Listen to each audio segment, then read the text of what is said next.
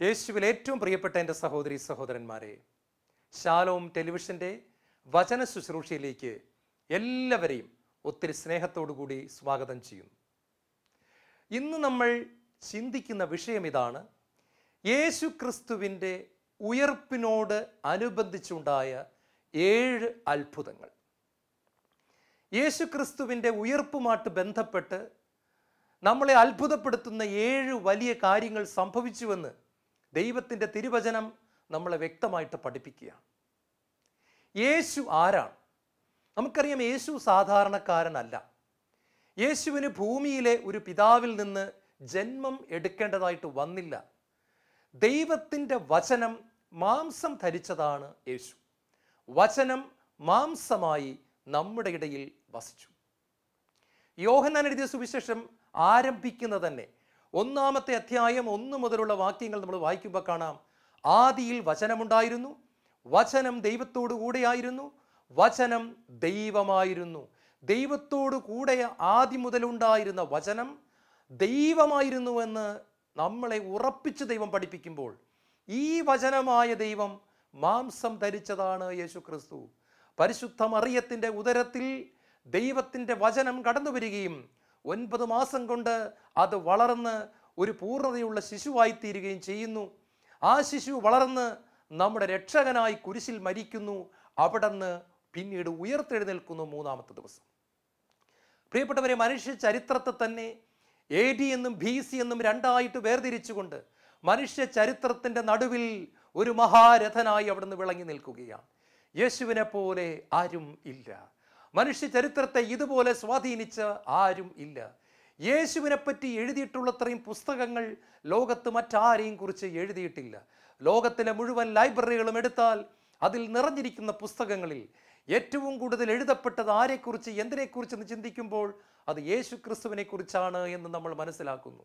യേശുവിനെ ആരാധിക്കുന്നവരുടെ എണ്ണം കോടിക്കോടി വരുന്നു. ഓരോ ദിവസവും പുതിയ മനുഷ്യർ, പുതിയ വ്യക്തികൾ യേശു ക്രിസ്തുവിൻ്റെ കർത്തൃത്വം തിരിച്ചറിയുന്നു, അവിടുന്ന് രക്ഷകനാണെന്ന് തിരിച്ചറിയുന്നു. സുവിശേഷത്തിൻ്റെ ശക്തി വെളിപ്പെടുന്നു. പാപത്തിൻ്റെ കെട്ടുകൾ അഴിഞ്ഞു മാറുന്നു. സാത്താൻ്റെ പിടി അയഞ്ഞു പോകുന്നു. അന്ധകാരം മാറിപ്പോകുന്നു. പ്രകാശം കടന്നു വരുന്നു. മനുഷ്യർ പരിശുദ്ധാത്മാവിനാൽ നിറയപ്പെടുന്നു. വീണ്ടും ജനന അനുഭവത്തിലേക്ക് കോടികൾ കടന്നു വരുന്നു. സ്വർഗത്തിൽ അവരുടെ പേരുകൾ എഴുതപ്പെട്ടിരിക്കുന്നു. നരകം കൊള്ളയടിക്കപ്പെടുന്നു. സ്വർഗം നിറയ്ക്കപ്പെടുന്നു. ഹല്ലേലൂയ. യേശു ക്രിസ്തു കടന്നു വന്നത് എന്തിനു വേണ്ടിയിട്ട്? നമ്മെ രക്ഷിക്കുന്നതിന് വേണ്ടിയിട്ട്. പ്രിയപ്പെട്ടവരെ, ആ രക്ഷാകര കർമ്മത്തിന് അവിടത്തേക്കൊരു വലിയ വില കൊടുക്കേണ്ടി വന്നു. മനുഷ്യൻ്റെ പാപങ്ങൾ അവിടെ ഏറ്റെടുത്തു. അതിൻ്റെ ശിക്ഷ അവിടെ നിന്ന് വഹിച്ചു. അതാണ് ദാരുണമായ കുരിശുമരണം. ഒരു പരാതികളുമില്ലാതെ അവിടെ നിന്ന് കുരിശിൽ മരിച്ചു. ഒരിക്കൽ പോലും പാപം ചെയ്യാതെ പിതാവായ ദൈവത്തിന് വിധേയപ്പെട്ടു. അവിടെ നിന്ന് സംസ്കരിക്കപ്പെട്ടു. അരിമത്യാക്കാരൻ ജോസഫിൻ്റെ കല്ലറയിൽ ഇന്ന് വരെ ആരെയും സംസ്കരിച്ചിട്ടില്ലാത്ത പുതിയ കല്ലറയിൽ യേശു സംസ്കരിക്കപ്പെടുകയാണ്. അവിടെ ഒരു പൂന്തോട്ടവും ഉണ്ടായിരുന്നു. പ്രിയപ്പെട്ട സഹോദരങ്ങളെ, ആ കല്ലറ പിന്നീട് ശവക്കല്ലറയല്ല, ആ കല്ലറ മഹത്വത്തിൻ്റെ ഒരു ആലയമായിട്ട് മാറുകയാണ്. അത് ദൈവമഹത്വം വെളിപ്പെടുന്ന ഒരു സ്ഥലമായിട്ട് മാറുകയാണ്. യേശു ക്രിസ്തു ഉയർത്തെഴുന്നേൽക്കുന്നു. 3-ാം ദിവസം മരണത്തെ തോൽപ്പിച്ചുകൊണ്ട് യേശു ക്രിസ്തു ഉയർത്തെഴുന്നേൽക്കുകയാണ്. യേശു ക്രിസ്തുവിൻ്റെ ഉയർപ്പുമായിട്ട് ബന്ധപ്പെട്ട് സംഭവിച്ച കാര്യങ്ങളാണ് ഇന്നത്തെ നമ്മുടെ വിഷയം. ഒന്നാമതായിട്ട് ഒരു വലിയ ഭൂമികുലുക്കമുണ്ടായി എന്ന് പറയപ്പെടുന്നു. ഭൂമികുലുക്കമുണ്ടായെങ്കിലും ആരും കൊല്ലപ്പെട്ടില്ല. ഒരു അത്ഭുതകരമായ ഭൂമികുലുക്കമാണ്, വലിയൊരു ഭൂമികുലുക്കമാണ്. പക്ഷേ ആ ഭൂമികുലുക്കത്തിൽ ആരും വധിക്കപ്പെടുന്നില്ല, ആരും കൊല്ലപ്പെടുന്നില്ല. എന്താണ് ഇതിൻ്റെ അർത്ഥം പ്രിയപ്പെട്ടവരെ?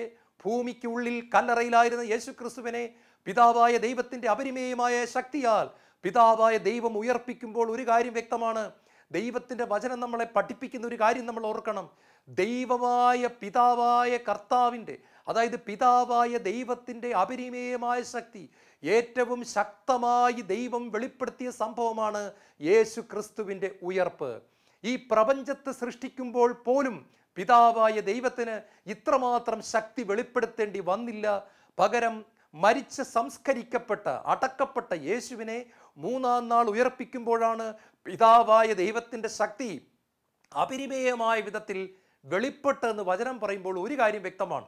യേശുവിനെ സംസ്കരിച്ചു കഴിഞ്ഞപ്പോൾ സാത്താനും അവൻ്റെ കിങ്കരന്മാരും നരകത്തിൽ വലിയ ആഘോഷം നടത്തി കാണും. എല്ലാം അവസാനിച്ചു എന്നവർ കരുതി കാണും.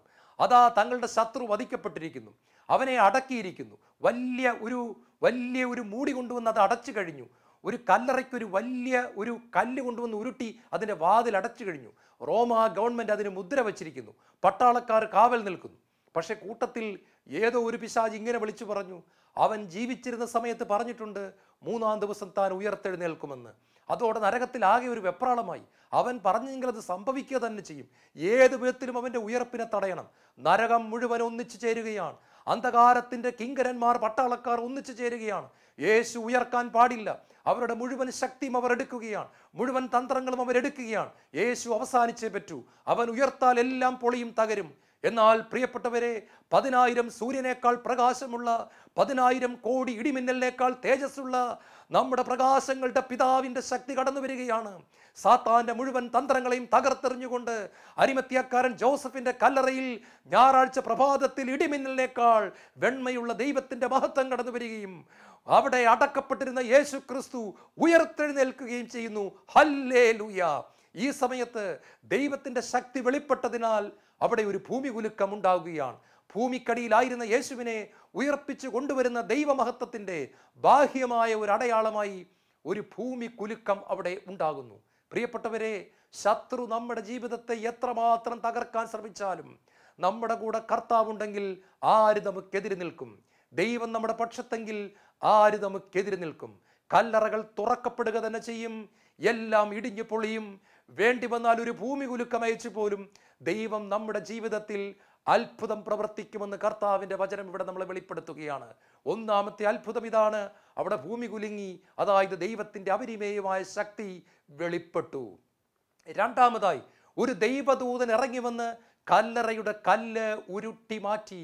റോമൻ ഗവൺമെൻറ് ഉരുക്ക് ചങ്ങലകൾ അങ്ങോട്ടും ഇങ്ങോട്ടും ക്രോസ് ചെയ്ത് വലിയ ഒരു നെറ്റ് പോലെ, വല പോലെ ഉണ്ടാക്കി അനേകം പൂട്ടുകളാൽ പൂട്ടിയിട്ട് ഒരു കാരണവശാലും ആർക്കും തുറക്കാനാവാത്ത വണ്ണം പൂട്ടിയിട്ടിരുന്ന വലിയ ഭാരമുള്ള പടുകൂറ്റൻ അതിൻ്റെ ആ കല്ലറയുടെ അടപ്പായ കല്ല്, ആ മൂടി ഒരു ദൈവദൂതൻ ഇറങ്ങി വന്ന് അവൻ്റെ വിരല് കൊണ്ട് തള്ളി മാറ്റുകയാണ്. ദൈവദൂതൻ ഇറങ്ങി വരുന്ന സംഭവങ്ങൾ വേറെയുമുണ്ട്. നമ്മുടെ പ്രിയപ്പെട്ട പത്രോസിനെ ജയിലിൽ അടയ്ക്കുന്ന സമയത്ത് അപ്പോസ്തല പ്രവർത്തനം 12-ാം അധ്യായത്തിൽ സഭ രാവും പകലും അവന് വേണ്ടി പ്രാർത്ഥിക്കുകയാണ്. നമ്മളൊരു കാര്യം ഓർക്കണം, ദൈവദൂതന്മാരെ കാണാൻ പറ്റുന്ന തരത്തിൽ ഇറക്കിക്കൊണ്ടുവരണമെങ്കിൽ ദൈവത്തിൻ്റെ അത്ഭുതകരമായ ശക്തി വെളിപ്പെട്ടേ പറ്റൂ. അതിന് ദൈവത്തിൻ്റെ മഹത്വം ഇറങ്ങി വന്നേ പറ്റൂ. അവിടെ നമ്മൾ കാണുന്നുണ്ട്, സഭ തീഷ്ണമായിട്ട് പ്രാർത്ഥിക്കുന്ന സമയത്ത്, രാവും പകലും ചെയിൻ പ്രയർ നടത്തുന്ന സമയത്ത് അനേക പട്ടാളക്കാരുടെ മധ്യത്തിലായിരുന്ന പത്രോസിനെ ഒരു ദൈവദൂതൻ രാത്രിയിൽ സന്ദർശിക്കുകയാണ്. അന്ധകാരത്തിലായിരുന്ന തടവറ മുഴുവൻ സ്വർഗീയ പ്രഭാപൂരത്താൽ നിറയപ്പെട്ടു. നട്ടുച്ച സൂര്യനെ വെല്ലുന്ന പ്രഭയോടുകൂടി ദൈവസന്നിധിയിൽ നിന്ന് ഇറങ്ങി വന്ന ഒരു ദൈവദൂതൻ പത്രോസിന്റെ ചങ്ങലകളെ വലിച്ചു പൊട്ടിക്കുകയാണ്. പ്രിയപ്പെട്ട മക്കളെ, ഒരു ചങ്ങലയും ദൈവത്തിന്റെ മുമ്പിൽ ഒന്നുമല്ല. ഒരു ചങ്ങലയ്ക്ക് നമ്മളെ തകർക്കാൻ പറ്റില്ല. സാത്താന്റെ ഒരു ചങ്ങലകൾക്ക് നമ്മളെ പൂട്ടിയിടാൻ പറ്റില്ല, നമ്മളെ കെട്ടാൻ പറ്റില്ല. The power of God will come upon you. ദൈവത്തിന്റെ അഭിഷേകം നിന്റെ മേൽ വരും. ദൈവത്തിന്റെ ശക്തി നിന്റെ മേൽ ഇറങ്ങി വരും. കെട്ടുകൾ പൊട്ടുകയാണ്. 16 പട്ടാളക്കാരെ ഉറക്കിക്കിടത്തിക്കൊണ്ട് പത്രോസിന്റെ ചങ്ങലകൾ പൊട്ടിച്ച് ദൈവദൂതൻ ഇതാ ഭിത്തികൾ ഓരോന്നായി ഭേദിച്ച് പുറത്തു കൊണ്ടുവന്ന് റോഡിൽ കൊണ്ടുവന്ന് നിർത്തുകയാണ്.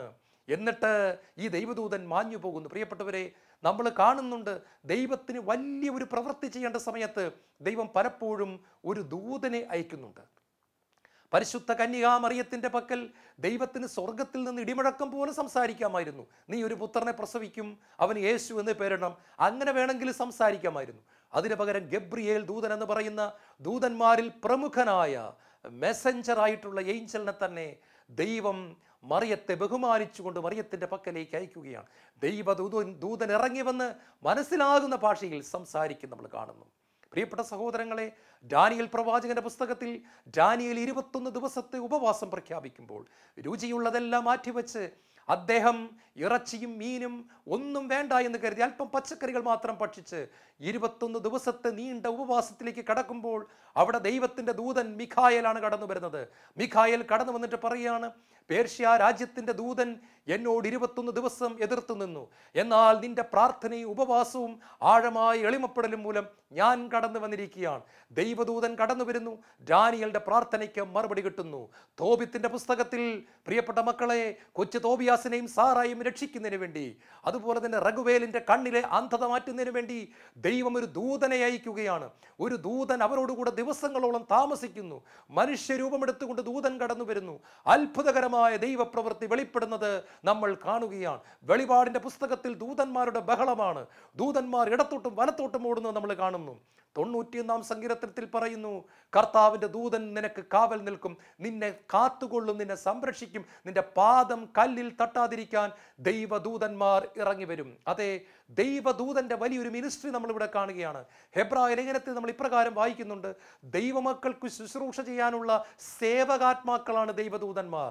ദൈവത്തെ ഹൃദയത്തിൽ കൊണ്ടു നടക്കുന്നവർക്ക്, പരിശുദ്ധാത്മ അഭിഷേകത്താൽ ജ്വലിക്കുന്നവർക്ക് ശുശ്രൂഷ ചെയ്യാൻ സ്വർഗമയക്കുന്ന സേവകന്മാരാണ് ദൈവദൂതന്മാർ. പ്രിയപ്പെട്ടവരെ, അവർ നമ്മളെ സഹായിക്കാൻ ഇറങ്ങി വരുന്നതാണ് കർത്താവിൻ്റെ ഉയർപ്പിൻ്റെ സമയത്ത് നമ്മൾ കാണുന്ന രണ്ടാമത്തെ അത്ഭുതം. മൂന്നാമത്തെ അത്ഭുതം എന്ന് പറയുന്നത് ഒരു മനോഹരമായ മെസ്സേജാണ്, ഒരു വലിയ സന്ദേശമാണ്. അത് ദൈവദൂതൻ കല്ലറയുടെ അടുത്തേക്ക് വന്ന സ്ത്രീകളോട് പറയുകയാണ്, അവൻ ഇവിടെ ഇല്ല, അവൻ ഉയർത്തെഴുന്നേറ്റിരിക്കുന്നു. അവൻ ഇവിടെ ഇല്ല, അവൻ ഉയർത്തെഴുന്നേറ്റിരിക്കുന്നു. അവൻ ഈ കല്ലറയുടെ തിരിക്കേണ്ടവനല്ല. അവനെ കല്ലറയ്ക്ക് അടക്കാൻ പറ്റില്ല. അവനെ മരണത്തിന് അടക്കാൻ പറ്റില്ല. അവനെ ഇരുട്ടിന് അടക്കാൻ പറ്റില്ല. അവൻ ജീവനാണ്, പ്രകാശമാണ്, ഉത്ഥാനമാണ്. അതുകൊണ്ട് അവനെ പരാജയപ്പെടുത്താൻ ആർക്കും പറ്റില്ല. അതുകൊണ്ട് അവൻ ഇവിടെ ഇല്ല. നിങ്ങൾ അവനെ കൊണ്ടുവന്ന് അടക്കി. നിങ്ങൾ വെള്ളിയാഴ്ച ദിവസം അവനെ കൊണ്ടുവന്ന് അടക്കി. പക്ഷെ ഇന്ന് ഞായറാഴ്ച പ്രഭാതത്തിൽ അവൻ ഇവിടെ ഇല്ല, അവൻ ഉയർത്തെഴുന്നേറ്റിരിക്കുന്നു. ഇത് നിങ്ങൾ വേഗം ചെന്ന് അവന്റെ ശിഷ്യന്മാരെ അറിയിക്കുവിൻ. എന്നിട്ട് അവരോട് പറയുവിൻ, അവൻ നിങ്ങൾക്ക് മുൻപേ ഗലീലയിലേക്ക് പോകും. പ്രിയപ്പെട്ട സഹോദരങ്ങളെ, വലിയൊരു മെസ്സേജ് ഇവിടെ കൊടുക്കുകയാണ്. എന്തുകൊണ്ടാണ് ജെറുസലേമിൽ ഉയർത്തെഴുന്നേറ്റ യേശു ശിഷ്യന്മാരോട് പറയുന്നത് നിങ്ങൾക്ക് മുൻപേ ഗലീലയിലേക്ക് പോകാൻ പറഞ്ഞത്? എന്തുകൊണ്ടാണ്? ഗലീലി എന്ന് പറയുന്നത് സാധാരണക്കാരുടെ സ്ഥലമാണ്. ബുദ്ധി ഉപയോഗിച്ച് ദൈവത്തെ അളക്കാത്തവരുടെ സ്ഥലമാണ്. അഹങ്കാരമില്ലാത്ത സാധാരണക്കാരായ ജനങ്ങളുടെ സ്ഥലമാണ്. അതായത് താഴ്മയുള്ളവരുടെ സ്ഥലമാണ്. ജെറുസലേം എന്ന് പറയുന്നത് അഹങ്കാരികളുടെ സ്ഥലമാണ്. അവിടെ ബുദ്ധി കൊണ്ട് കാര്യങ്ങൾ അളക്കുന്നവരുടെ സ്ഥലമാണ്. ദൈവം അവിടം വിട്ട് ഗലീലയിലേക്ക് പോയിട്ട് പറയാണ്, നിങ്ങൾ അവിടെ വച്ച് എന്നെ കാണും. താഴ്മയുള്ള സ്ഥലത്ത് ഉയർത്തെഴുന്നേറ്റ യേശുവിൻ്റെ സാന്നിധ്യമുണ്ടെന്ന് ദൈവദൂതൻ പഠിപ്പിക്കുകയാണ്. ലോകത്തിലെ സകല കല്ലറകളിലും ഇപ്രകാരം എഴുതി വച്ചിരിക്കുന്നു, RIP, റെസ്റ്റിംഗ് ഇൻ പീസ്, സമാധാനത്തോടെ ഇവരിവിടെ കിടക്കുന്നു. പക്ഷേ ലോകത്തിൽ ഒരേ ഒരു കല്ലറ ഇസ്രായേൽ എന്ന് പറയുന്ന രാജ്യത്തുണ്ട്. അവിടെ എഴുതിയിരിക്കുന്നു, അവൻ ഇവിടെ ഇല്ല, അവൻ ഉയർത്തെഴുന്നേറ്റിരിക്കുന്നു. പ്രിയപ്പെട്ട സഹോദരങ്ങളെ, ഉയർത്തെഴുന്നേറ്റ കർത്താവ് തോമാ സ്ലീഹായ്ക്ക് പ്രത്യക്ഷപ്പെടുന്ന സമയത്ത് നമ്മൾ ഒരു കാര്യം കാണുന്നുണ്ട്. തോമാ വിളിക്കുന്നത് ഇങ്ങനെയാണ്, മൈ ലോർഡ്, മൈ ഗോഡ്, എൻ്റെ കർത്താവേ, എൻ്റെ ദൈവമേ. ഉയർത്തെഴുന്നേറ്റ കർത്താവിൻ്റെ സന്ദേശം അവരെ പിടിച്ചു കുലുക്കുകയാണ്. ദൈവദൂതൻ പറയുകയാണ്, നിങ്ങൾ ചെന്ന് പറയുവിൻ, അവൻ ഉയർത്തെഴുന്നേറ്റിരിക്കുന്നു. സഭയ്ക്കിന്ന് ലോകത്തോട് പറയേണ്ട സന്ദേശം ഇതാണ്, യേശു മരണത്തെ ജയിച്ച് ഉയർത്തെഴുന്നേറ്റിരിക്കുന്നു. യേശു കല്ലറടകത്തില്ല, പകരം അവൻ പ്രപഞ്ചം മുഴുവൻ ഉയർത്തെഴുന്നേറ്റ് പ്രപഞ്ചത്തിൻ്റെ നാഥനായി നിലകൊള്ളുന്നു. ജ്ഞാനത്തിൻ്റെ പുസ്തകം 1-ാമത്തെ അധ്യായത്തിൽ നമ്മൾ വായിക്കുന്നു, ദൈവത്തിൻ്റെ ആത്മാവ് കൊണ്ട് പ്രപഞ്ചം മുഴുവൻ നിറഞ്ഞിരിക്കുന്നു, ഭൂമി മുഴുവൻ നിറഞ്ഞിരിക്കുന്നു, അവിടുന്ന് സകലതും കാണുന്നു. പുതിയ നിയമത്തിൻ്റെ പശ്ചാത്തലത്തിൽ ഞാൻ നിങ്ങളോട് വിളിച്ചു പറയട്ടെ ഒരു സത്യം, ഉയർത്തെഴുന്നേറ്റ യേശുവിൻ്റെ ആത്മാവിനാൽ ഭൂമി നിറഞ്ഞിരിക്കുന്നു. The presence of the resurrected Lord Jesus Christ, ആ വണ്ടർഫുൾ സേവിയർ, നമ്മുടെ പൊന്നു കർത്താവിൻ്റെ സാന്നിധ്യം. ഉയർത്തെഴുന്നേറ്റ കർത്താവ് അവിടെയില്ല, എവിടെയുണ്ട്? ഇപ്പോൾ നിങ്ങൾ ശാലോം ടെലിവിഷൻ കണ്ടുകൊണ്ടിരിക്കുമ്പോൾ നിങ്ങളെ തൊടുന്നു. ഇപ്പോൾ നിങ്ങൾ കമ്പ്യൂട്ടറിലൂടെ വചനം കേൾക്കുമ്പോൾ നിങ്ങളെ തൊടുന്നു. നിങ്ങളുടെ മൊബൈൽ ഫോണിലൂടെ വചനം കേൾക്കുമ്പോൾ അവൻ നിങ്ങളുടെ തൊട്ടടുത്ത് തന്നെയുണ്ട്, നിങ്ങളുടെ ഉള്ളിലുണ്ട്, നിങ്ങളുടെ കുടുംബത്തിലുണ്ട്. ഭാര്യയും ഭർത്താവും കൈകോർത്ത് പിടിച്ച് പ്രാർത്ഥിക്കുമ്പോൾ നിങ്ങളുടെ ഇടയിലുണ്ട്. നിങ്ങൾ കുടുംബ പ്രാർത്ഥനയ്ക്ക് ചെല്ലുമ്പോൾ അവൻ അവിടെയുണ്ട്. നിങ്ങൾ ഹല്ലേലൂയ പറയുമ്പോൾ അവൻ അവിടെയുണ്ട്. നിങ്ങൾ വിശുദ്ധ ബലി അർപ്പിക്കാൻ വരുമ്പോൾ അവൻ അവിടെയുണ്ട്. 2-3 പേർ എൻ്റെ നാമത്തിൽ ഒന്നിച്ചു കൂടുമ്പോൾ ഉയർത്തെഴുന്നേറ്റ് ഞാൻ നിങ്ങളുടെ മധ്യത്തിൽ വരും, എൻ്റെ സാന്നിധ്യം ഞാൻ വെളിപ്പെടുത്തും. ജോഷുവ 1:8. ഇനി നിന്റെ കൂടെ പ്രാർത്ഥിക്കാൻ ആരുമില്ലെന്നോർത്ത് വിഷമിക്കേണ്ട. നീ എവിടെ പോയാലും, നീ ഒറ്റയ്ക്കേ ഉള്ളെങ്കിലും, നീ എവിടെ പോയാലും ഞാൻ നിന്നോട് കൂടെ വരും. പ്രിയപ്പെട്ടവരെ, ഈ സന്ദേശമാണ് നമ്മൾ ലോകത്തോട് വിളിച്ചു പറയേണ്ടത്. യേശു ഉയർത്തെഴുന്നേറ്റിരിക്കുന്നു. ഉയർത്തെഴുന്നേറ്റ് യേശു ആ കല്ലറയ്ക്കുള്ളിലില്ല, പകരം മനുഷ്യ ഹൃദയങ്ങളിൽ രാജാവായി വാഴുവാൻ ഉയർത്തെഴുന്നേറ്റിരിക്കുന്നു എന്നുള്ള സന്ദേശമാണ് 3-ാമത്തെ അത്ഭുതം. അതൊരു അത്ഭുത സന്ദേശമാണ്. 4-ാമത് ഉയർത്തെഴുന്നേറ്റ യേശു എന്ന അത്ഭുതമാണ്. ഉയർത്തെഴുന്നേറ്റ യേശുവിനെ കണ്ട ശിഷ്യന്മാർ ഇപ്രകാരം പറയുന്നു, ഭൂതം ഭൂതം ഭൂതം എന്ന് പറയുമ്പോൾ യേശു പറയുന്നു, എന്നെ തൊട്ടു നോക്കുവിൻ, എനിക്ക് അസ്ഥിയുണ്ട്. ഉയർത്തെഴുന്നേറ്റ യേശുവിന് അസ്ഥികളുണ്ട്, മാംസമുണ്ട്, മുറിവുകളുണ്ട്. തൊട്ടു നോക്കുവിൻ. രക്തമുണ്ട് എന്ന് മാത്രം പറയുന്നില്ല. എന്തായിരിക്കാം കാരണം? അത് കാൽവരി മലമുകളിൽ നമുക്ക് വേണ്ടി അവിടെ നിന്ന് ഒഴുക്കിക്കളഞ്ഞില്ലേ? അത് മുഴുവൻ പിതാവായ ദൈവത്തിന് സമർപ്പിച്ചില്ലേ? അവിടെ നിന്ന് കുഞ്ഞാടാണ്. അതുകൊണ്ട് രക്തം മുഴുവൻ അവിടെ നിന്ന് ചോർത്തിക്കളഞ്ഞു. എനിക്ക് രക്തമുണ്ട് കാണുവിനെന്ന് പറയുന്നില്ല. ഉയർത്തെഴുന്നേറ്റ യേശു പറയുന്നത് ഇതാണ്, എനിക്ക് അസ്ഥിയുണ്ട്, മാംസമുണ്ട്, വന്ന് കാണുവിൻ, തൊട്ടു നോക്കുവിൻ. ഭൂതത്തിന് അസ്ഥിയോ മാംസമോ ഇല്ലല്ലോ. യേശുവിൽ ഏറ്റവും പ്രിയപ്പെട്ട ദൈവമക്കളെ, ഉയർത്തെഴുന്നേറ്റ യേശുവിൻ്റെ സാന്നിധ്യം അനുഭവിക്കാൻ പറ്റുന്നു എന്നുള്ളത് തന്നെയാണ് ക്രിസ്ത്യാനിറ്റിയെ മറ്റെല്ലാത്തിൽ നിന്നും വ്യത്യാസപ്പെടുത്തുന്നത്. ക്രിസ്ത്യാനിറ്റി ഒരു പഠിപ്പിക്കലല്ല, ക്രിസ്ത്യാനിറ്റി ഒരു തിയോളജി അല്ല, ക്രിസ്ത്യാനിറ്റി ഒരു ഫിലോസഫി അല്ല, ക്രിസ്ത്യാനിറ്റി നല്ല ജീവിതം ജീവിക്കുന്നതുമല്ല. ക്രിസ്ത്യാനിറ്റി എന്ന് പറയുന്നത് കുറേ പഠിപ്പിക്കലുകൾ അങ്ങനെ തന്നെ വള്ളിപുള്ളി തെറ്റാതെ അനുസരിക്കുന്നതല്ല. ക്രിസ്ത്യാനിറ്റി എന്ന് പറയുന്നത് മരണത്തെ ജയിച്ച് ഉയർത്തെഴുന്നേറ്റ് ഇന്നും ജീവിക്കുന്ന ദൈവപുത്രനായ യേശു ക്രിസ്തുവിൻ്റെ സാന്നിധ്യം അനുഭവിച്ച് അനുഭവിച്ച് അനുഭവിച്ച് ആരാധിച്ച് ആരാധിച്ച് അവൻ്റെ കൂടെ ജീവിക്കുന്ന ജീവിതത്തിൻ്റെ പേരാണ് ക്രിസ്തീയ ജീവിതം. ഉയർത്തെഴുന്നേറ്റ് യേശു നമ്മിൽ നിറഞ്ഞു നിൽക്കുന്ന ജീവിതത്തിൻ്റെ പേരാണ് ക്രിസ്തീയ ജീവിതം.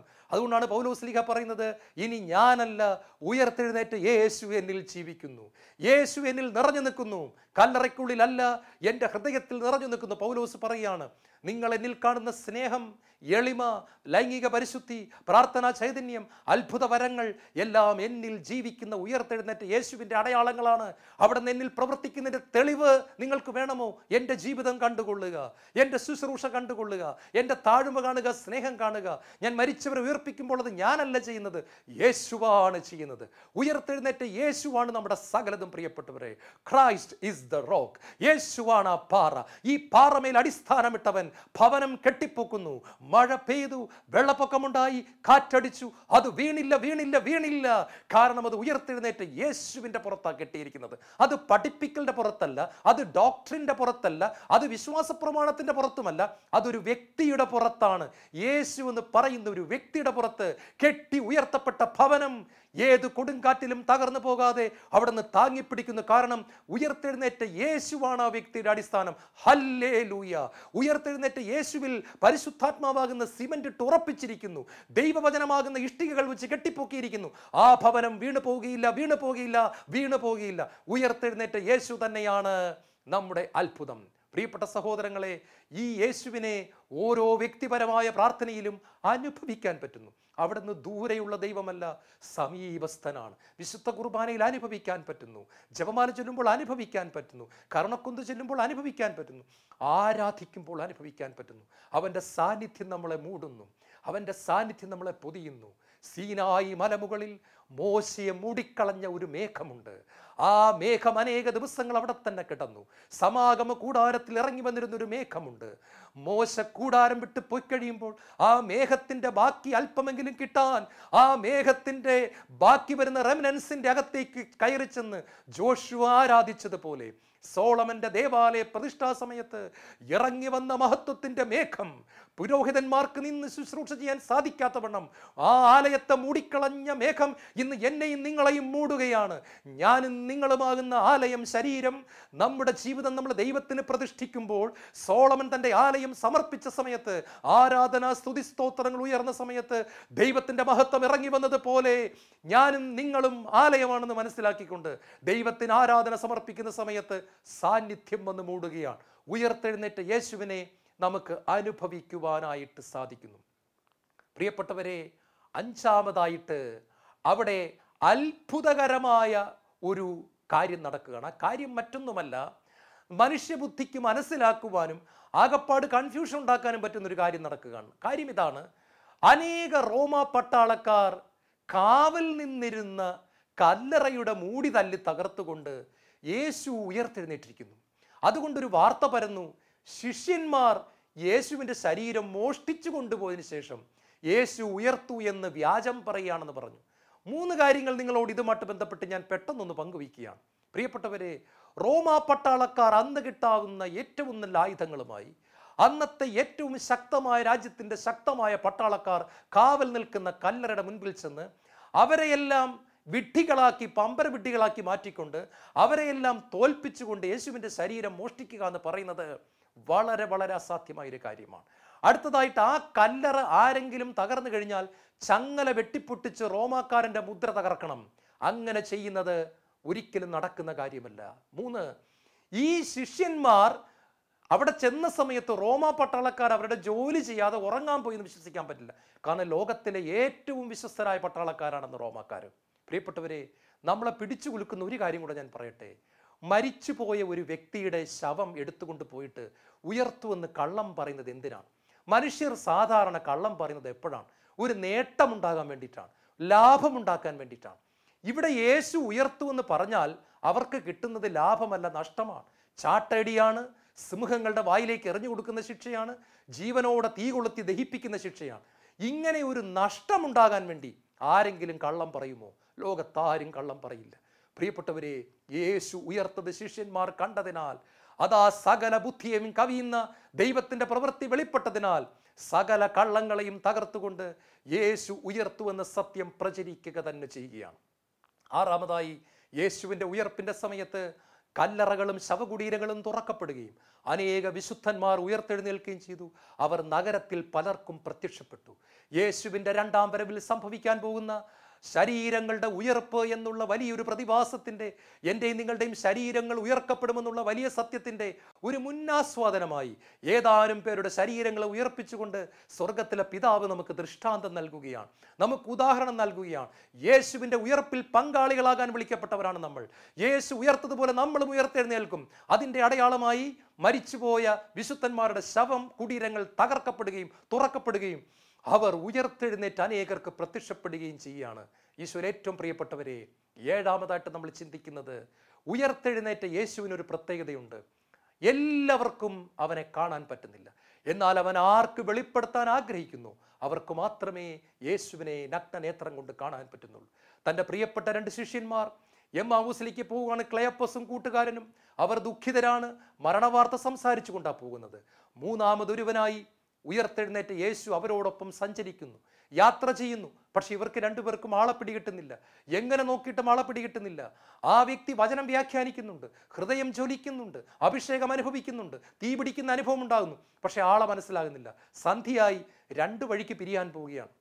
ഇവർ വിളിച്ചു, സഹോദര, ഞങ്ങളുടെ കൂടെ ഇത്ര നേരം ഉണ്ടായിരുന്നല്ലേ, ഇന്ന് രാത്രി നമുക്ക് ഒരുമിച്ച് തങ്ങാം, എന്നിട്ട് ഭക്ഷണം കഴിച്ച് കിടന്നുറങ്ങി പ്രഭാതത്തിൽ പോകാം. അവർ രാത്രി ഭക്ഷണം കഴിക്കുമ്പോൾ ഈ അതിഥി, കൂടെ നടന്ന യാത്രക്കാരൻ അപ്പമെടുത്ത് മുറിക്കുകയാണ്. പ്രിയപ്പെട്ട സഹോദരങ്ങളെ, വിശുദ്ധ കുർബാനയുടെ ആചരണമാണ് അവിടെ കാണുന്നത്. ഈ സമയത്ത് യേശു അപ്രത്യക്ഷനാകുകയാണ്. അവർക്ക് മനസ്സിലായി തങ്ങളുടെ കൂടെ ഇത്രയും സമയം നടന്നു വന്നത് ഉയർത്തെഴുന്നേറ്റ യേശുവാണ്. അവരവരുടെ യാത്ര അവിടെ വെച്ച് അവസാനിപ്പിച്ചിട്ട് തിരിച്ചു നടക്കുകയാണ്. കൂട്ടായ്മ വിട്ട് നിരാശയുടെ താഴ്വരയിലേക്ക് വന്നവർ കൂട്ടായ്മയുടെ സ്ഥലമായ ജെറുസലേമിലേക്ക് തിരിച്ച് ഹല്ലേലൂയ എന്ന് പാടിക്കൊണ്ടു പോവുകയാണ്. അവർ അവിടെ ചെല്ലുമ്പോൾ വീണ്ടും യേശു അവർക്ക് പ്രത്യക്ഷപ്പെടുന്നു.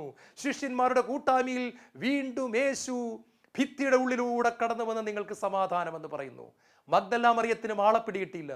3-3.5 കൊല്ലം അടുത്ത് കണ്ടവനാണ്. പ്രസംഗങ്ങൾ ഒത്തിരി കേട്ടിട്ടുണ്ട്. യേശുവിൻ്റെ സ്നേഹം അനുഭവിച്ച് രക്ഷ കിട്ടിയവളാണ്. പക്ഷേ ഉയർത്തെഴുന്നേറ്റ് യേശുവിനെ കണ്ടപ്പോൾ മറിയത്തിന് തോന്നുന്നു തോട്ടക്കാരനാണെന്നാണ്. ആളെ പിടികിട്ടുന്നില്ല. തോട്ടക്കാരാ തോട്ടക്കാരാ എന്ന് വിളിക്കുമ്പോൾ സ്നേഹമായ ശബ്ദം കർത്താവിൻ്റെ അധരങ്ങളിൽ നിന്ന് പുറത്തേക്ക് വരുന്നു. മറിയം, മറിയം, മറിയം.